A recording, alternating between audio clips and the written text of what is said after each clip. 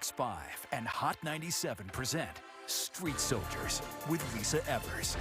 I'm so glad you're joining us for this episode of Street Soldiers on Hip Hop and the Feds. We wanted to take a closer look at a pattern emerging from some high-profile cases and find out what's really going on. And we try to answer the question, are the feds targeting hip hop? A widely publicized FBI manhunt for Brooklyn-based rapper Casanova stunned many in the music industry who thought he'd left gang life, guns, and drugs behind. He's pleaded not guilty and his case is pending. Chicago rapper G Herbo was hit with federal fraud charges and also pleaded not guilty. Then there was the explosive case of Tekashi 6ix9ine. Hip-hop is definitely being targeted by the feds. If you look at the history of hip-hop and authorities, law enforcement, you see that we've always been pursued. AllHipHop.com broke the news in July 2020 that Amir Muhadit, formerly known as the artist Loon, was being released from federal prison after serving nearly 10 years on a heroin conspiracy charge. Loon was part of Diddy's Bad Boy roster in the early 2000s and converted to Islam in 2008.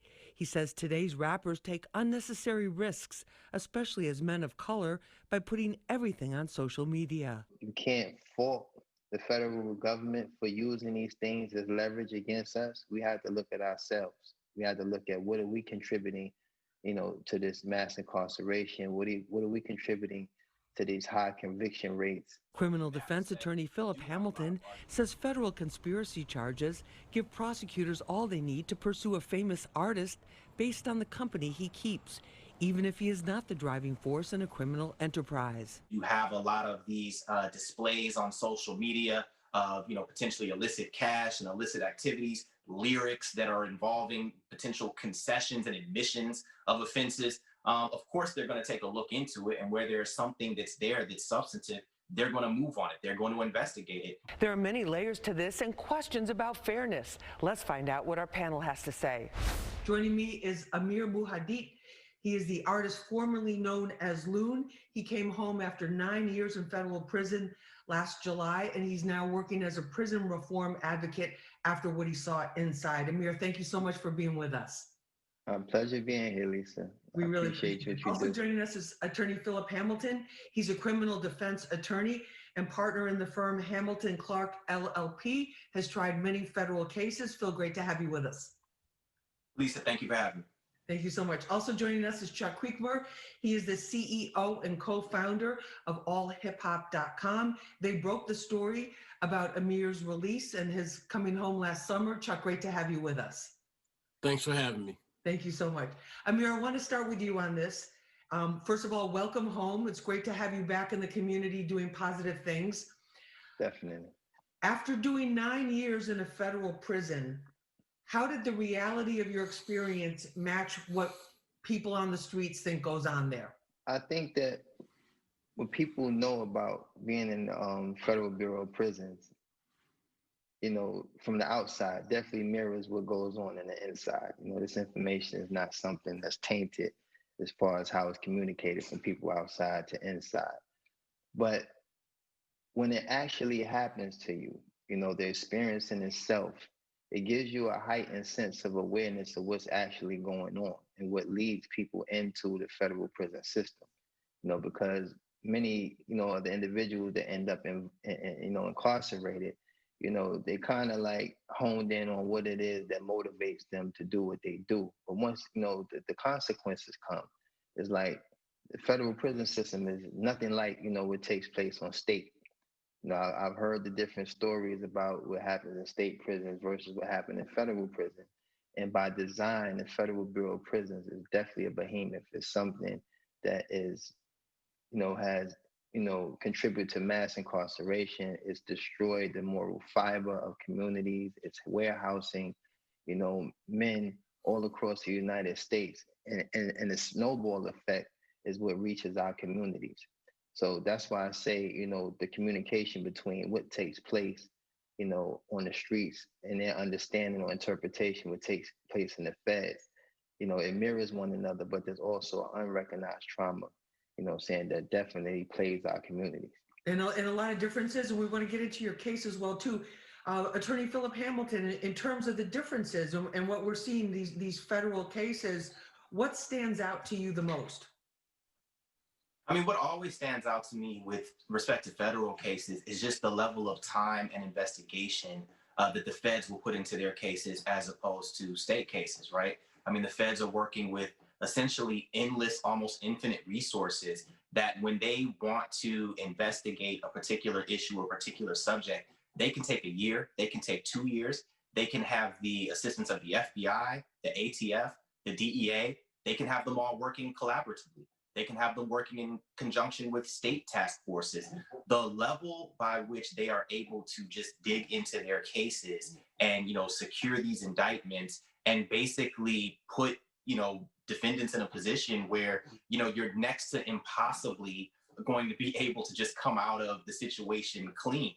You look at the conviction rates, even with respect to the feds, you're always generally talking, 95% and up, particularly here in the Southern District. So the way that I'm always looking in terms of approach of a federal case as opposed to a state case is that there's going to be a lot more work, there's going to be a lot more legal writing, and you're just up against a behemoth as opposed to sometimes going against these local municipalities. It's just totally different with respect to litigation. They basically have unlimited funds and unlimited time to go after what they want. Absolutely, Lisa, and they will, and they will. And we're seeing that. Chuck, you allhiphop.com broke the story about Amir, the artist formerly known as Loon, his release last summer. What struck you about his case? Because a lot of people are saying, what's up with these federal cases now against artists? Well, I think it's pretty apparent that they have a Jones for hip hop, for young Black men, and I think that the time and energy that they put into rappers specifically, is incredible. I think if you dug up anybody and if you pursued anybody of note and wealth and so on and so forth, you're going to find something and you're going to dig up something. So to me, it just represents what all of us go through, but on a different level. I know if I drive a certain car, when I drove a 750 BMW, I got pulled over all the time. When I drove, the Hoopty, I never got pulled over. That's not actually true. But I got pulled over less. You know what I'm saying? Less. But they pulled me over for different reasons. You know what I mean? So I say all that to say, unfortunately though, but with hip hop, we put a lot of our business on social media. We put a lot of our outer, things outward to the world, and they eat it up. And we've known for the longest time that on our message board, the feds were watching, and our comments and things, everything. Now it's social media. It's so much more heightened now. And there's so much more that's out there. And we're going to get into the social media aspect. Amir, in terms of your case, was it a conspiracy case? Because that's what we're hearing. We're hearing that conspiracy word a lot. Yeah, definitely a conspiracy case. And that is where the feds are more successful as far as their conviction rate. Because with the umbrella of conspiracy is so broad, that you can have the slightest, involvement with underneath that umbrella, and you will actually be held accountable for the same consequences as the person that's directly involved. So in my case, it was really about hearsay and what they call ghost dope, meaning dope that doesn't even exist. You know what I'm saying? So for example, the individuals that was in a conspiracy, they got convicted and sentenced in 2009, if I'm not mistaken. I was already out the country. I was in Egypt. I was at Al-Azhar University studying my religion and so on and so forth, and traveling the world as a motivational speaker. You know what I'm saying? So I was completely out of the way, you know what I'm saying, and removed from any activity that would even be remotely close to the hip hop culture or the streets, So it happened when I landed in Belgium that I found out that I had an indictment in the Eastern District of North Carolina, for conspiracy to possess with intent a kilo or more heroin. A drug that I've never sold. Like, I had my histories in the streets, but heroin was never in the equation. One of the things that you sold. So a conspiracy, I'm gonna stop right there. We're gonna take a short break. When we come back, could you be involved in a conspiracy and not even know it? here. You've left the music industry behind. You left the party and the whole lifestyle that was going on back then. You're traveling around the world. You're studying your faith. You're going through this kind of spiritual evolution. And then you land in Belgium and you find out you got a federal indictment for dealing heroin. Yeah. What's going through your mind? I mean, it took me a lot to put my finger on what was actually happening to me, because at the time I was actually in the process of paying back taxes. So I used to call my tax attorney all the time. Every time I got on a plane, like, yo, you sure? Ain't got no problem. You gave Wesley Snipes like 5 years for taxes. You sure? So it's more like me worried about that. So when they grabbed me and they told me that you have an indictment, I said, no, y'all must got the wrong guy. It got to be another, you know what I'm saying, Chauncey Hawkins somewhere around here. You can't be talking about me. So it took me 6 months in Belgium to fight my extradition, because there was a lot of things that the feds were trying to do to me while I was there. Actually, a DEA agent came out there and tried to blend in with the United Nations guy and try to, like, finagle some information out me until, me, I'm like, all right, well, who you? He's like, well, I'm agent such and such, So now I ain't got nothing to say to you. I ain't got nothing to say to you. Matter of fact, I don't even need the UN. I'm cool, because I felt like I don't even know what's going on. Y'all trying to trip me up. So it took me 6 months to fight my extradition so that I can land in the United States and deal with the matter at hand. Now, the issue of mandatory minimums, you know what I'm saying? I was looking at what Congress says, 10 years of life for the charge I was getting, but I had 2 prior convictions. So like Philip will tell you, now they're threatening me with 2 851 enhancements. What is that? Ultimately, hold on a second, Phil, what is that 851 enhancement? So it's an enhancement that's based upon, and Amir, I don't know what your prior convictions were, be they at the state level, be it at the federal level. Drug related. They were drug related. Okay, so exactly. So to the extent that you have like a drug related offense or, one that involved violence, now ultimately, even if you're charged with an underlying offense that otherwise would give you a lower base level, your sentencing exposure can now be enhanced based upon the elements of those prior offenses that you were convicted of. So to the extent that you had 2 prior drug-related offenses, that's why you got hit with those enhancements. And that's where you talk about the distinction between, again, state and federal. It's those enhancements that start to give you serious time with no wiggle room out. Like you said, there's no shock, there's no Willard, there's none of these programs that just like let you just come out. And those enhancements will hit you. So basically 10 years of life, 1 enhancement will go to 20 to life, and the second one will go to mandatory life. So wait, hold on 1 second. So you're getting time for something you did in the past. Absolutely. That's already another an old case. You're getting enhanced for something that you already suffice. Like these charges have already been, they've already been dealt with. So now with 1 prior, you can get enhanced from 10 to life to 20 to life. With a second prior, you can get mandatory life. So if I went to trial in blue, I would have got mandatory life for hearsay and invisible dope. So this is where the trial tax, we call that the trial tax. We don't want to take the trial tax because that's life. So you take, the plea, which led to me getting a 14-year sentence. Chuck, when you look at who's in prison, though, you look at the prison population, you look at how, there's also the publicity. You're a media person. It's like when charges are brought against a rapper, it instantly goes viral. It goes around the world. Whatever news organization is putting it out is getting millions of hits on all their platforms. It's almost instant celebrity status for that particular prosecutor or that particular office. Yeah, absolutely. I mean, you look at it and it's almost like a self-fulfilling prophecy. They're able to not only convict based on perception and what people their preconceived thoughts about rappers and artists and Black men, and then also, like I said, the inherent pursuit is racist in and of itself.